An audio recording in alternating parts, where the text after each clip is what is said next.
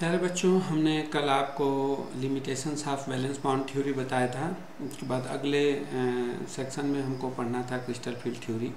जो मैंने आपसे शुरू में ही कहा था कि क्रिस्टल फील्ड थ्योरी क्या कहती है। क्रिस्टल फील्ड थ्योरी कहती है कि जो मेटल आयन है और जो लीगेंट है वो दोनों अपने आप में क्या है, क्रिस्टल है, नेगेटिव और पॉजिटिव चार्ज का।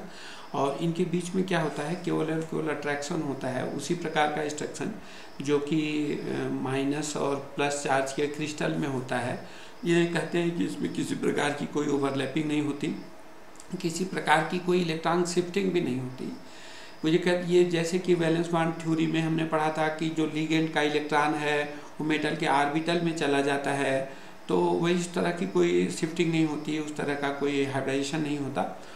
तो फिर बॉन्ड कैसे बनते हैं उनको एक्सप्लेन करने के लिए बताते हैं। जैसे CFT में वो कह रहे हैं, जो कल भी हमने आपको डिस्कस किया था। यहाँ आप ध्यान से देखेंगे तो आपको समझ में आएगा कि ये जो है ये आपका दो प्रकार के आपको लिगेंड ऑर्बिटल दिखाई दे रहे हैं। ये DXY ऑर्बिटल है और DYZ XY है, DZ square, DX square minus Y square, उसके बाद DXZ और DYZ। इस तरीके के टोटल 5 ऑर्बिटल हैं। तो हमने कल आपसे कहा था कि इनको हम दो भागों में बांटते हैं on the basis of orientation. उनका क्या है और हम ओरिएंटेशन को किस आधार पे देखते हैं, हम इस आधार पे देखेंगे कि हम किस कॉम्प्लेक्स की चर्चा कर रहे हैं। जैसे अगर हम क्रिस्टल फील्ड इफेक्ट या crystal field theory of octahedral complex की बात करते हैं, तो ये देखिए ये एक ऑक्टाहेड्रल कॉम्प्लेक्स को दिखाया गया है इसमें, जिसमें देख लीजिए एक्स एक्सिस और वाई एक्सिस, यानी दोनों जो ये एक्सिस हैं, ये देखिए क्यूब में दिखाया गया है। ये एक्सिस है, ये जेड एक्सिस है, ये एक्स एक्सिस और वाई एक्सिस है। तो एक्स वाई जेड तीनों प्लेन से, जो मैंने कल आपको क्लास में भी बताया था कि तीनों प्लेन से दो दो लिगेंड्स आते हैं, plus X minus X, plus Y minus Y और प्लस जेड माइनस जेड। इस तरीके के ये दो लिगेंड्स आपको दिखाई दे रहे हैं, ये इसमें आते हैं। और इस प्रकार इसका मतलब ये हुआ कि जो ऑर्बिटल अलोंग द एक्सिस है वो ज़्यादा इंटरेक्ट होते हैं। इसी चीज़ को इसमें दिखाया गया है मेटल लिगेंड में। तो अलोंग द एक्सिस कौन से ऑर्बिटल होंगे, आइए हम ऑर्बिटलों को एक बार फिर से देखते हैं। ये देखिए ये DX square minus Y X square है। देखिए ये एक्स एक्सिस और वाई एक्सिस पे अलोंग द एक्सिस है। और दूसरा ये देखिए ये जेड स्क्वायर है, ये जेड एक्सिस पे है। तो इसका मतलब क्या है कि जेड एक्सिस फिर भी अलोंग द एक्सिस है और इसका जो दूसरा प्लेन है वो एक्स और वाई पर है, तो ये भी मतलब अलोंग द एक्सिस ऑर्बिटल माना जाता है। तो DX square minus Y square और DZ स्क्वायर ये दो ऑर्बिटल अलग हैं। और इंटरमीडिएट बिटवीन द एक्सिस की अगर बात करें तो DXY ये इंटरमीडिएट बिटवीन द एक्सिस है, एक्स और वाई एक्सिस के बीच में। ये XZ है यानी कि एक्स और जेड एक्सिस के बीच में, और ये YZ है यानी वाई और जेड एक्सिस के बीच में।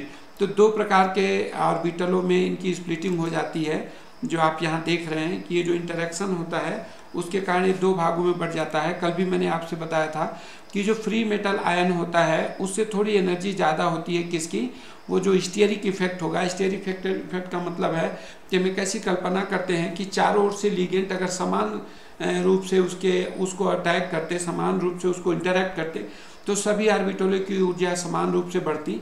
लेकिन वो चूंकि समान रूप से नहीं होता, इसलिए क्या होता है वो दो भागों में बढ़ जाता है, एक T2G ऑर्बिटल और दूसरा EG ऑर्बिटल।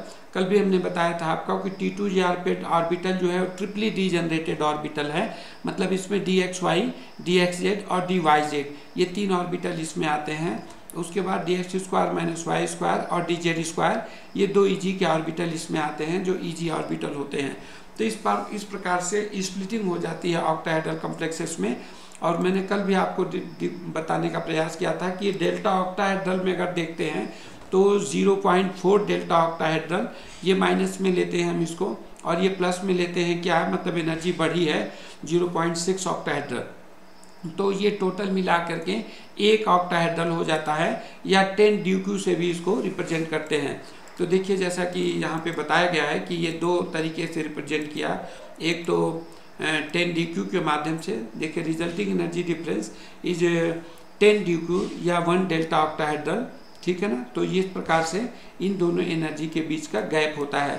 तो अब अगर हम बात करें T2G और EG के बीच में डेल्टा ऑक्टाहेड्रल के रूप में, तो इस प्रकार से ये 2 भागों में बटा हुआ हमको ऑर्बिटल दिखाई देता है जो 10d2 के रूप में यहाँ पे रहता है। अब इसके बाद हम किसी कॉम्प्लेक्स को, किसी ऑक्टाहेड्रल कॉम्प्लेक्स को, जैसे आपको एक एग्जांपल दिखाई दे रहा है, टाइटेनियम हेक्सा एक्वा कॉम्प्लेक्स आपको दिखाई दे रहा है। तो ये जो टाइटेनियम हेक्सा एक्वा कॉम्प्लेक्स है, ये बेसिकली क्या है, ये यदि हम किसी उसकी प्रॉपर्टी को एक्सप्लेन करने का प्रयास करें तो ये पर्पल कलर का दिखाई देता है। तो इसका जो पर्पल कलर है, ये वैलेंस बॉन्ड थ्योरी नहीं बता सकती थी, क्योंकि इसमें एक इलेक्ट्रॉन थे तो जरूर, लेकिन लोअर एनर्जी और हायर एनर्जी का कोई ऑर्बिटल नहीं था, इसलिए उसमें कोई ट्रांजैक्शन नहीं था। लेकिन अगर हम यही क्रिस्टल फील्ड थ्योरी के आधार पर अगर हम देखेंगे तो हमको दिखाई देगा कि अगर एक ऑर्बिटल है, तो यहाँ पे देखिए आप इसमें क्या होगा, ये T2G ऑर्बिटल है, तो इसमें 2 इलेक्ट्रॉन यहाँ, 2 इलेक्ट्रॉन यहाँ, 2 इलेक्ट्रॉन यहाँ, 6 इलेक्ट्रॉन तक भर सकते हैं। तो 6 इलेक्ट्रॉन तक भर सकने का मतलब है कि एक इलेक्ट्रॉन इसमें आएगा, तो एक इलेक्ट्रॉन जो इसमें आएगा D1 सिस्टम है। आप देख सकते हैं यहाँ पे जो टाइटेनियम हेक्सा एक्वा कॉम्प्लेक्स है, टाइटेनियम का +3 है, तो क्या है, D1 सिस्टम है। तो उसके रिप्रेजेंटेशन आपको ट्रांजैक्शन इसमें दिखाई दिया गया है T2G1 EG0, यानी कि EG में कोई इलेक्ट्रॉन नहीं था और T2G में एक इलेक्ट्रॉन था। जब ये ट्रांजैक्शन हो जाता है तो T2G में 0 हो जाता है और EG में 1 हो जाता है। इसको आप यहाँ पे देख सकते हैं, जब एक इलेक्ट्रॉन होगा तो यहाँ पर होगा, तो उस कन्फिग्रेशन को हम कहेंगे T2G1, यानी T2G में एक इलेक्ट्रॉन है और EG में कोई इलेक्ट्रॉन नहीं है, तो EG0। लेकिन जब ये इलेक्ट्रॉन यहाँ से निकल के EG में चला जाएगा तब हम इसको कहेंगे T2G0 और EG1। तो इस प्रकार से जो पर्पल कलर है आपका ऑक्टाहेड्रल कॉम्प्लेक्स का, ये जो आपको दिखाई दे रहा है टाइटेनियम हेक्सा एक्वा कॉम्प्लेक्स में, ये पर्पल कलर किस लिए है, पर्पल कलर इसी एक इलेक्ट्रॉन के कारण है, और वो इलेक्ट्रॉन लोअर एनर्जी से हायर एनर्जी में ट्रांजिशन हो रहा है इसका। तो इस प्रकार से ऑक्टाहेड्रल कॉम्प्लेक्स को आपने देखा। ऑक्टाहेड्रल कॉम्प्लेक्स में जैसे जैसे इलेक्ट्रॉन T2G ऑर्बिटल में बढ़ते जाएंगे तो वो T2G इलेक्ट्रॉन एक इलेक्ट्रॉन बढ़ता जाएगा उसमें, और उसी प्रकार से वो स्टेबल होता जाएगा। कितना स्टेबल होगा, ऑक्टाहेड्रल के केस में अगर हम देखेंगे तो ऑक्टाहेड्रल में जो नीचे वाला एनर्जी है वो 0.4 ऑक्टाहेड्रल है, तो यानी कि 0.4 ऑक्टाहेड्रल स्टेबलाइज करेगा एक इलेक्ट्रॉन के कारण। अगर 2 इलेक्ट्रॉन है तो 0.4 × 2 यानी कि 0.8 ऑक्टाहेड्रल करेगा। अगर 3 इलेक्ट्रॉन है तो 0.4 × 3, 3 इलेक्ट्रॉन होंगे तो 0.4 × 3 यानी 1.2 ऑक्टाहेड्रल ये स्टेबलाइज करेगा। जितने भी इलेक्ट्रॉन लोअर ऑर्बिटल में जाते हैं वो सिस्टम को स्टेबलाइज करते हैं, और जो हायर एनर्जी में जाते हैं वो डीस्टेबलाइज करते हैं। इसीलिए इसको हम माइनस में दिखाते हैं और इसको हम प्लस में दिखाते हैं। तो अगले लेक्चर में हम स्टेबलाइजेशन एनर्जी को पढ़ेंगे और पेयरिंग एनर्जी को पढ़ेंगे, और देखेंगे कि किस प्रकार से पेयरिंग एनर्जी लो स्पिन और हाई स्पिन कॉम्प्लेक्स को बनाने के लिए रिस्पॉन्सिबल होती है। धन्यवाद।